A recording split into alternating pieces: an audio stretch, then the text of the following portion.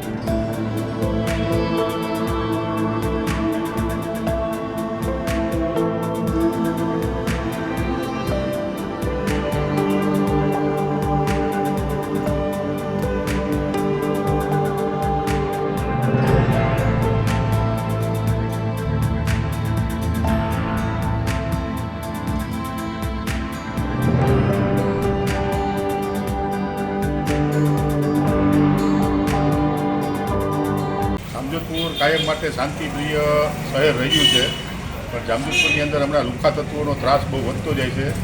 2 દિવસ પહેલાં શનિવારના રોજ જે દુકાનની અંદર હિચકારી દુકાનની અંદર ઘૂસીને હુમલો કર્યો એ ખરેખર બહુ નિંદનીય બાબત છે।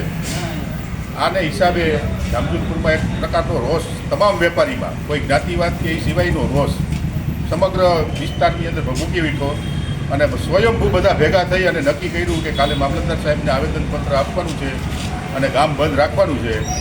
આની અંદર સ્વયંભૂ લગભગ 5000 માણસો જેટલા, 4 થી 5000 માણસો રેલી સ્વરૂપે મામલતદારને આવેદનપત્ર આપ્યું અને એક પણ ખૂણાની અંદર એક પણ દુકાન ખુલ્લી નહોતી। આ જામજોધપુરનો લગભગ પહેલો ઇતિહાસ હશે।